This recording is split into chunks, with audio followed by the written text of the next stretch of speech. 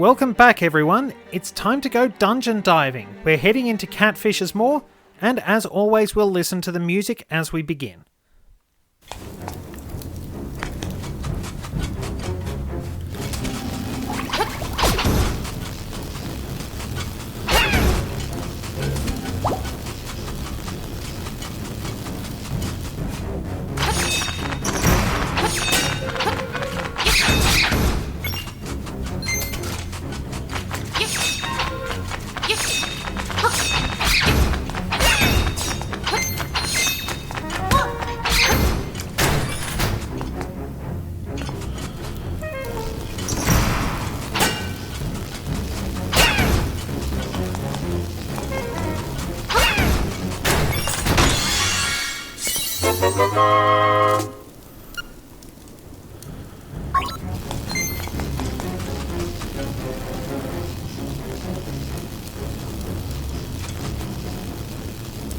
I really like how they've changed the music for Catfish's Maw.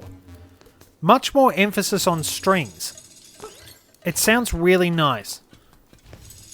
In fact, the whole improved soundtrack is really, really well done.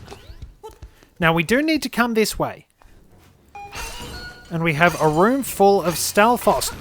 We will also see red or slightly orange ones. In order to get the key in here, push these blocks together. You didn't get to see it because I took them out very quickly, but the orange/red Stalfos will throw bones at you after they jump away. You might have seen them in A Link to the Past, at least behaving like that. Also, remember this room. Those 4 spots on the floor mean something. Now, it's worth noting Catfish's Maw can be very annoying to navigate. Even I get tripped up sometimes. I mean, I'm hardly an expert, but... Anyway, I will do my best to help you navigate properly. We can now get to that door up there, and worth noting, if you get the piece of power, you will have 4 times damage. If you have the red clothes, you can get 8 times damage. And you've seen the Stalfos throwing bones just then.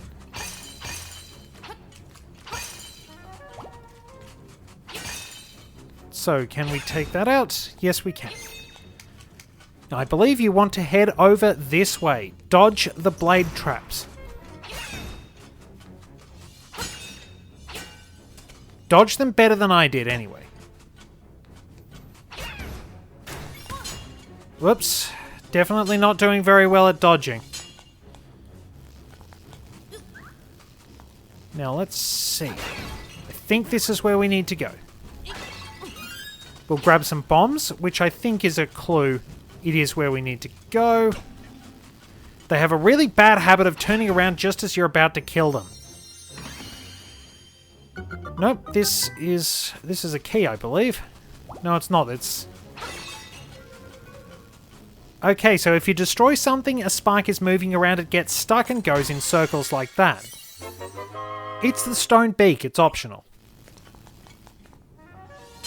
So, we have to head up from here. We don't get the map for a while.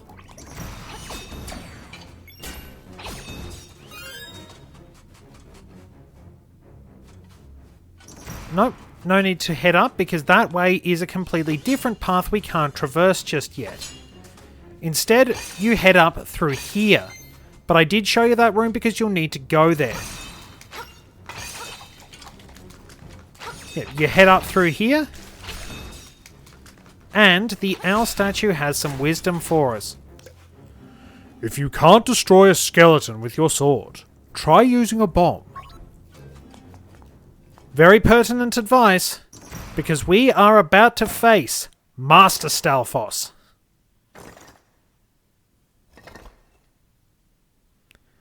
If you've fought the Stalfos Knights in A Link to the Past, here's an upgraded version of those. Bait him into attacking, hit him when his guard is down, and drop a bomb. You'll have to do this 3 times. Keep in mind, he actually uses his shield very well.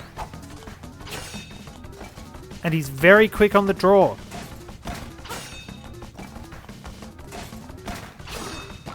If you can bait him into using his jump attack, he's open. Pick the right side and go from there.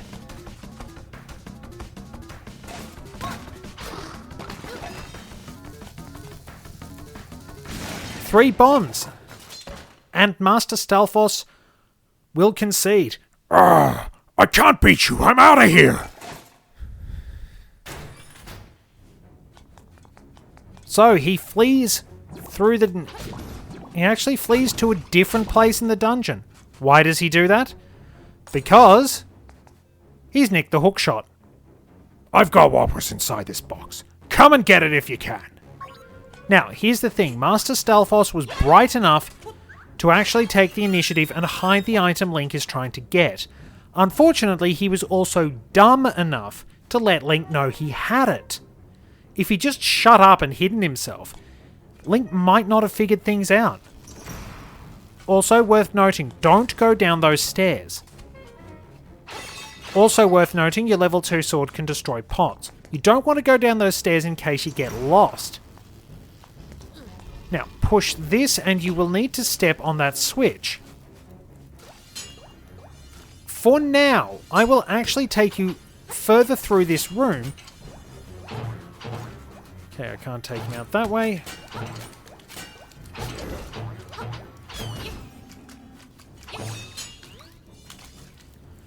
So, this room is important. Remember it. If we head up here, it is advised to defeat that enemy. Just in case, you can actually defeat the enemies by going the other way, but you cannot defeat all of them if you go through from that southern pathway. Jump over here, hit that switch, jump over the spark with admittedly a pretty nice move if I do say so myself. Step on the switch, that door will remain open. But head back down and push the block down, because this is Master Stalfos' second battle. Oh, you found me. You're a real pesky kid, you know that. So, the way to fight him does not change. Whoops, I thought I got him then. Bait him into attacking. I keep missing. Or get him to use his jump attack and bomb him. In the original games, when you actually fought him, you had to hit him 3 times, then twice, then 3 times. It's just 3, it's 3 times each occasion.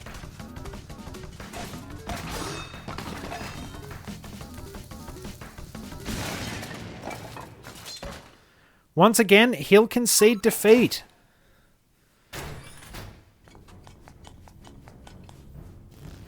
Now we want to head up that pathway to the north.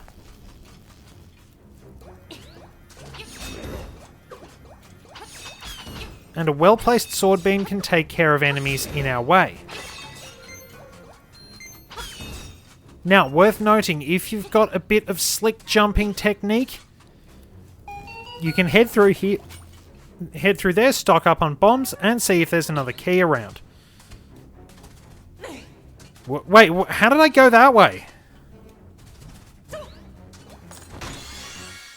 You can also jump to that chest containing 50 rupees, but we can't get that chest yet. We also can't go up this way, so we have to go back. At least I'm actually getting my jumping technique right.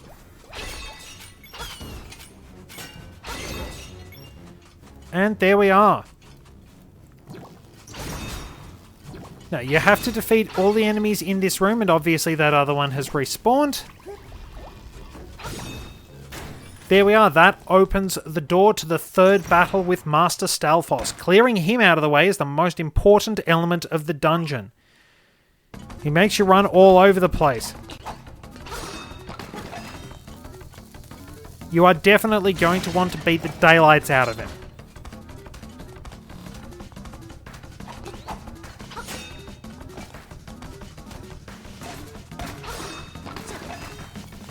So apologies for this being repetitive. And now, do you remember how I showed you that room right at the start. In fact, you probably do remember because I'm pretty sure you're intelligent people. So, being the very clever viewers that you are, you will note that the place you fight him for the last time is right back at the beginning of the dungeon. So, with well-placed sword beams taking out our enemies, we finally get the map. So, if we take a look at the map, it looks kind of like an eel. So we have to head back to where it all began. If you want to save yourself a little bit of backtracking, jam on that mambo.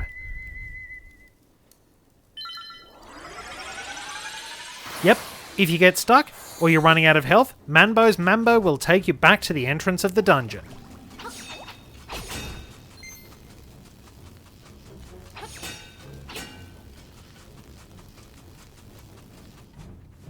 And once again, we head through this area, keeping the keys off our back, and go down this tunnel.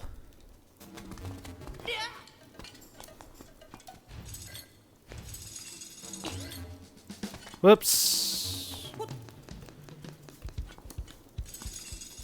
And they mysteriously reset themselves, so... across and over and up. Nice, 2 for the price of 1. Piece of power will not help us, but Master Stalfos has nowhere left to run.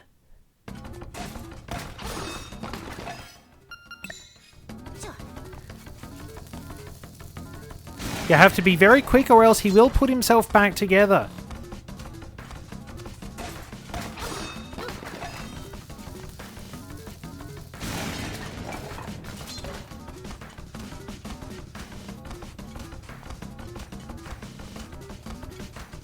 Looks like we'll bait him into slashing at us, and the final bomb. After all that frustration, Master Stalfos is down, and the hook shot is ours. Almost the entirety of the game world is open to us right now. Let's equip that brand new item. And observe that the hook shot can stun enemies.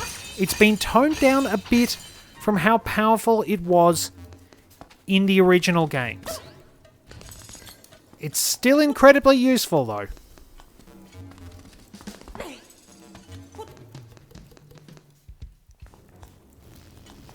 We can't do anything about sparks yet.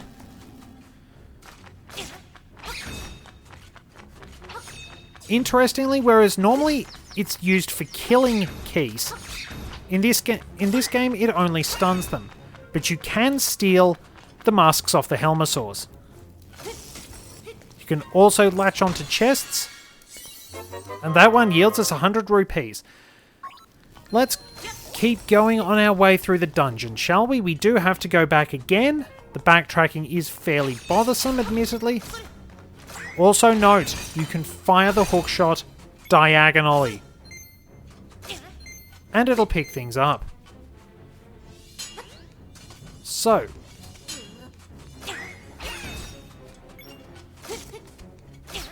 you'll be able to latch onto those blocks as you saw. Bait those, and let's take a quick look at the map. No, we've been through there, we do need to go up.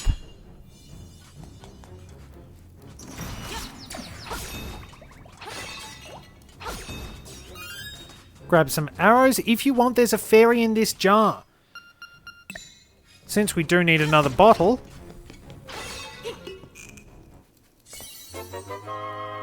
you can also take a shortcut into the rest of the dungeon, past that locked door, because interestingly there is a battle to undertake. The dungeon mini-boss can, surprisingly enough, be skipped.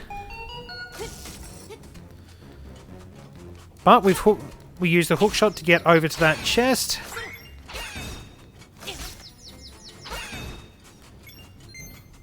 And we have another key. Probably don't need all the arrow pickups. And with great speed, we cross the gap. Now, if you want, you can actually go up and take on the mini-boss here. For the sake of demonstration, I will show you. I'm doing a 100% walkthrough, so of course I want to be as thorough as I possibly can.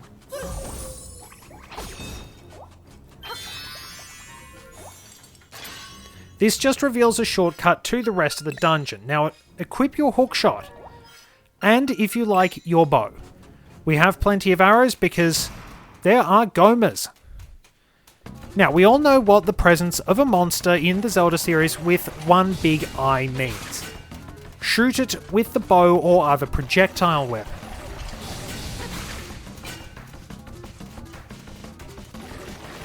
Now, sometimes they'll charge at you.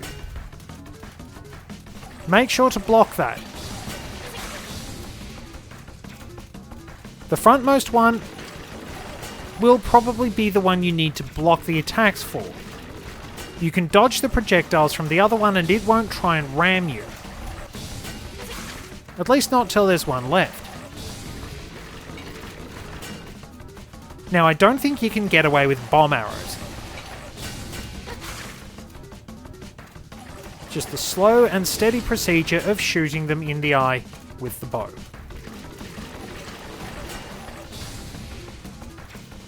Keep your guard up, wait for your chance, and eventually they'll go down.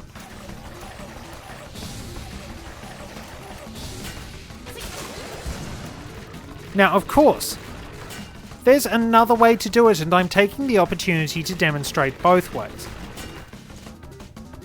If they just charged, they wouldn't be vulnerable, but you can blam them in the eye with the hookshot and hack them with your sword.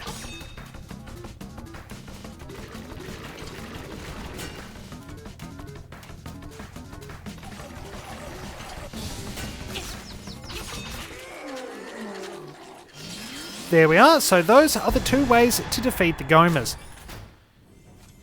Rest assured, the hookshot, if you have it, is infinitely preferable. And there's your warp to the start.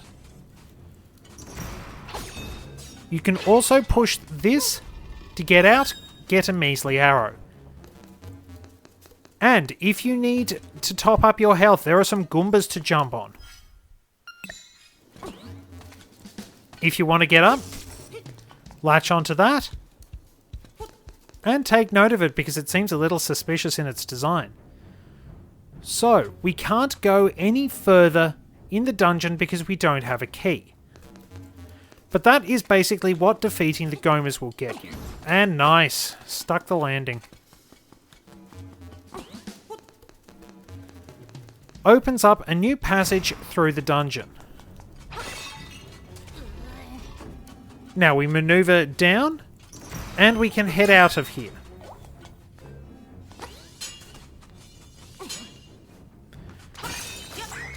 Now you might remember that I showed you a chest we couldn't get because we didn't have the hookshot. Guess what? Time to get it. Those stairs will take you to a different area in the dungeon. Don't worry about that just yet. So,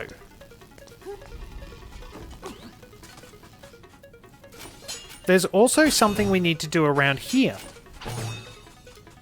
Now that we actually have the hookshot, the owl will tell you about this at some point. Dive underwater where the torchlight beams cross. It's necessary, and there is the other aquatic life form we're looking for, the blooper. Quite a few Mario enemies pop up along the way as it happens. Swim through the underwater passage.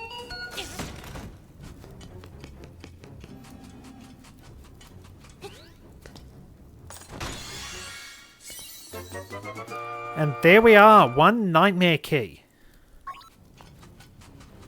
Still a little exploring to do. Make your way back through the passage, though. As you'll note, this is where the dungeons start getting a little bit more complex. We can't go up, so we have to head back, around, and out.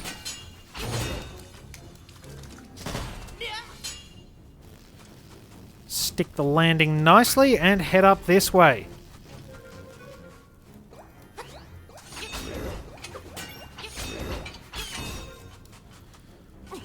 So jump down there, hook shot over there,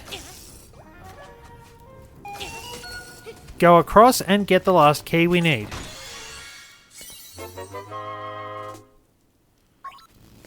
Can we? Can't move any of those, so back we go. If we want to maneuver through, we can get that chest.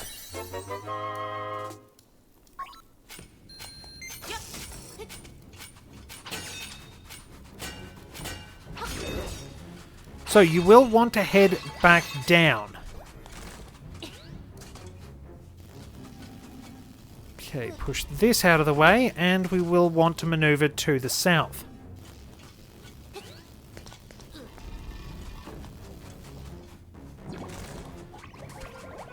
Finally, time to head through this passageway. With Cheep Cheeps. If your jumping is accurate enough, or you stand in the right spot, you can actually jump on their heads. They don't leave hearts like Goombas.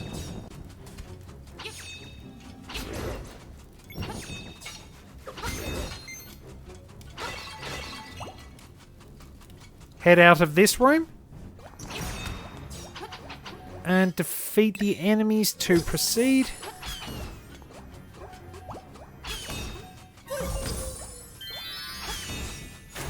Now, this is where the owl will tell you, dive under where torchlight beams do cross. Except, I've been showing you the efficient way, and we got there a bit faster. So, avoid the spark bothering us, we can push that, and this will take us back to near the Gomas. We do have to go in and out, but we can unlock that block and hookshot across in time for our boss battle.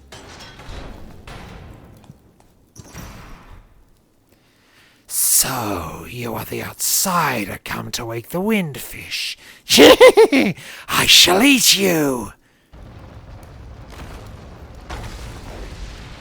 You'll have to dodge that giant tail. And the creature smashes holes in the wall. This is Slime Eel, our next nightmare. Now, wait for Slime Eel to poke his head out. Hack that weak spot. If you are lucky enough and pull him out far enough, you can actually kill him in one cycle with the level 2 sword. My tip, wait. Pull him out as far as you can. Shh, you don't seem to know what kind of island this is. What a fool. What sort of island this is? Very strange thing for our boss to say. But as I was saying, you can pull Slime Eel out as far as possible, stay on one side, and you'll be able to hack him a lot. As I said, you can beat him in one cycle. If you don't manage to defeat him in one cycle, or leave him at low health, he'll have decoys that pop out and explode. You will be able to tell those because they have black eyes with white pupils. But we've beaten him and gained our next heart container. With the mystery of Slime Eel's speech, asking us what kind of island this is, we can pick up the Wind Marimba. Bit to puzzle on, but we're still doing very well on our quest.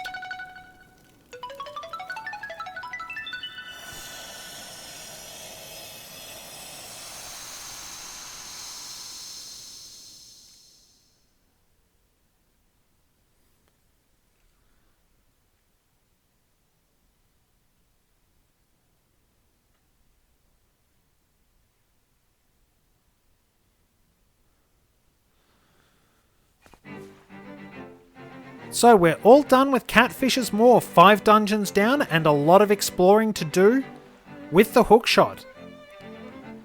In fact, next time we're here, next episode, I will meet you back up in the Telltale Mountain Range. You remember that little shack we saw? I'll see you there. It's just up the waterfall. You swim to it past the drop-off to Angler's Tunnel. Thank you very much for joining me, and I'll see you next time on our adventure through Koholint Island.